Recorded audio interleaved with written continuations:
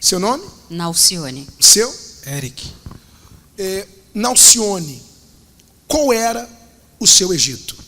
Eu era uma obreira endemoniada durante 10 anos. Eu cheguei na igreja, nasci na igreja, meus pais me criaram na igreja, entrei na obra muito cedo, com 12 anos eu já era obreira. Sem o Espírito Santo, nada, só era uma pessoa que estava dentro da igreja, ia conforme os meus pais queriam.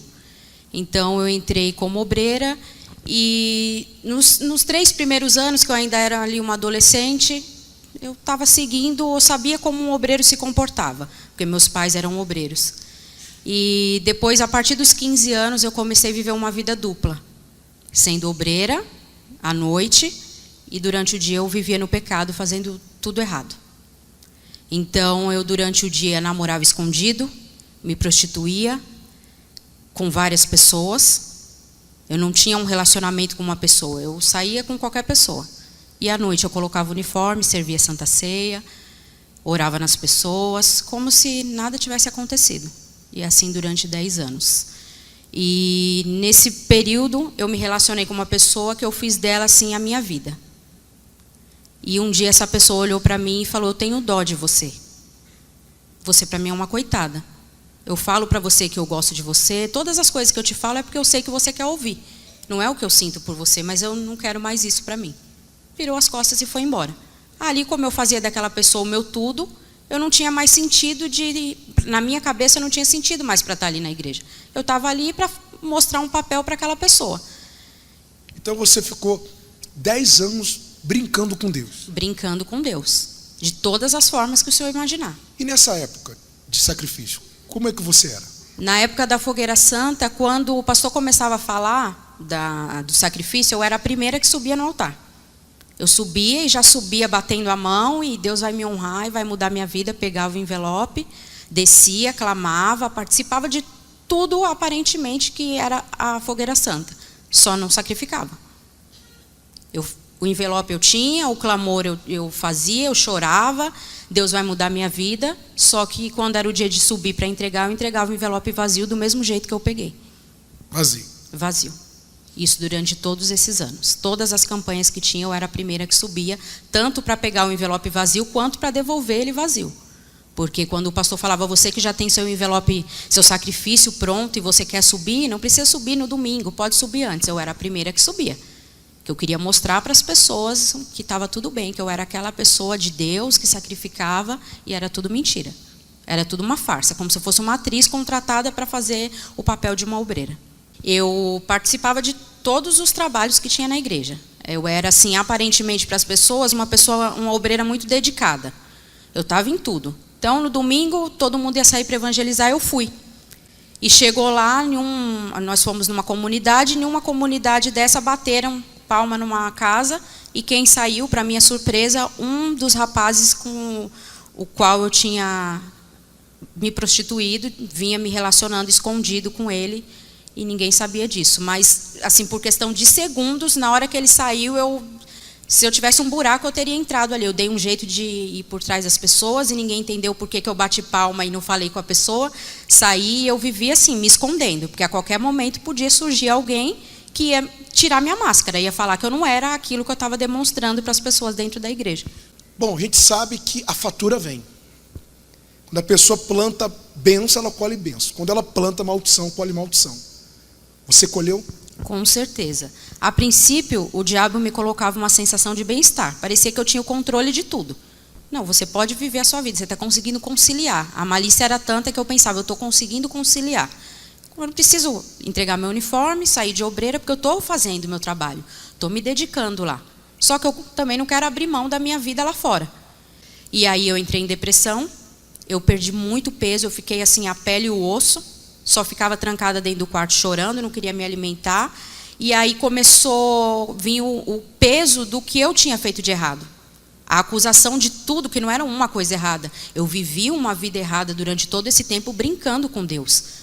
Eu fiquei internada 14 dias, passando mal dentro de casa. Ia várias vezes no pronto-socorro, tomava todo tipo de remédio e ninguém descobria o que eu tinha. Ninguém descobria. E a todo momento, na minha cabeça, eu sabia que aquilo era consequência do que eu tinha feito de errado. Então eu não tinha força nem para orar. Eu tenho que orar, eu tenho que pedir ajuda a Deus. Mas eu não tenho, como que eu vou pedir ajuda a Deus se eu subia no altar, entregava o envelope vazio e ainda chorava que Deus ia mudar a minha vida sabendo que aquilo era mentira, que eu estava mentindo. A pessoa mais, eu não tenho nem palavra para dizer, a pior sujeira que tinha era eu. Você se afastou, entregou o uniforme, caiu em depressão. Na verdade, ainda foi pior, a minha decadência foi pior porque eu nem cheguei a entregar meu uniforme. Eu simplesmente cheguei no pastor, falei que queria resolver minha vida e o pastor disse, tudo é uma questão de decisão. Você que decide a sua vida. Dali eu fiquei com mágoa do pastor, que eu queria que ele me bajulasse, passasse a mão na minha cabeça. Como ele foi firme comigo, eu já saí dali da igreja com raiva do pastor, com mágoa. Chegou em casa, eu falei, então agora eu vou viver a minha vida, eu vou assumir, vou viver a minha vida. Eu peguei um saco de lixo preto, peguei todo o meu uniforme, meu crachá de obreira, tudo, enfiei dentro daquele saco de lixo, meus envelopes que eu tinha do dízimo e tudo que eu tinha que representava a igreja na minha casa, enfiei naquele saco e coloquei para o lixeiro levar. E ali foi pior ainda. Aí, se eu já estava no fundo, eu fui mais no fundo ainda. Eu fiquei 14 dias internada numa cama de hospital e não recebi nenhuma visita. E na minha cabeça eu estava colhendo, era claro que eu estava colhendo o fruto da brincadeira que eu levei a minha vida no altar durante todos aqueles anos. Eu tinha um ódio dentro de mim, pastor, que nem eu sabia explicar. Você já estava casado com ele? Já estava. Qual o seu nome? Eric. Já estava com ele? Já. O casamento era um inferno. Um inferno. E de fachada também. A minha vida, esse tempo todo, era uma fachada. Dentro de casa era um inferno. Para as pessoas, a gente mostrava redes sociais que a gente era o casal mais apaixonado. Perfeito. Fotos maravilhosas. E dentro de casa era falando só para se ofender. Não tinha diálogo, era só ofensa. Quando é que você colocou um fim nessa maldição? Quando eu estava internada, nesse momento que eu fiquei ali, sabendo que eu iria para uma cirurgia e que se desse alguma coisa errada naquela cirurgia, eu ia para o inferno. E ali eu tenho os meus pais, que são da igreja, são obreiros, meu pai, um grande homem de Deus, me orientando, falou, você tem que se consertar. Essa foi a palavra do meu pai, eu não vou falar nada para você, porque você ouve desde que você nasceu, você tem que se consertar. E meu pai nem sabia de o que era esse erro todo que eu tinha. E aí, saindo de lá, eu procurei a igreja, conversei com o pastor. E aí, um dia, eu ouvi uma palavra e o pastor falava isso. Ele falou, até quando você vai viver enganando? Parecia que a reunião era só para mim. Eu subi no altar e ali eu vou dizer para o Senhor que a minha decisão ali, tudo que eu não fiz em 10 anos, toda a mentira ficou ali. Ali eu falei para Deus, meu Deus, eu não quero mais errar. Então eu pedi perdão, ali eu me humilhei, me consertei e já desci com o envelope da Fogueira Santa na mão. Só que ali eu tinha consciência que já não era mais uma brincadeira. Não era mais um teatro, ali era a minha vida. Ou eu fazia a coisa certa dessa vez, ou eu estava perdida mais do que eu já estava. Então eu gerei o meu sacrifício durante esse período, nós geramos o sacrifício.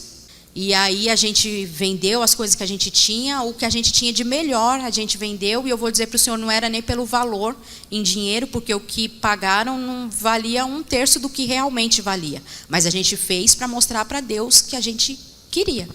E aí eu subi no altar, nós subimos juntos no altar, em mais ou menos 3.500 a 4.000 reais na época a gente conseguiu ali gerar o sacrifício e subimos juntos. Nós subimos, o pastor falou, você que vai entregar seu voto, dobre o joelho e clame a Deus. Ali eu não fiz pedido, pastor.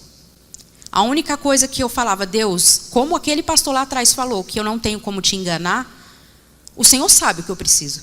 Se o Senhor me deu mais uma chance, me trouxe até aqui, o Senhor viu, o Senhor é testemunha, que eu fiz, eu coloquei a minha vida. Lá atrás, quando eu peguei o envelope e confessei o meu erro, primeiro, antes de gerar meu sacrifício, eu já tinha colocado a minha vida dentro daquele envelope. Minha vida já estava ali.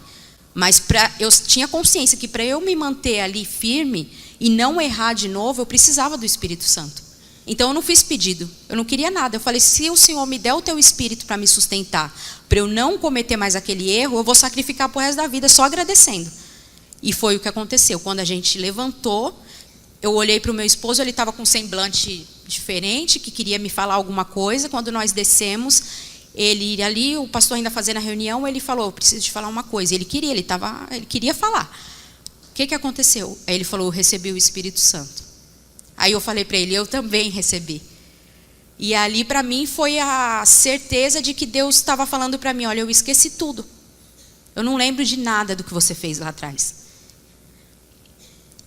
Eu esqueci tudo.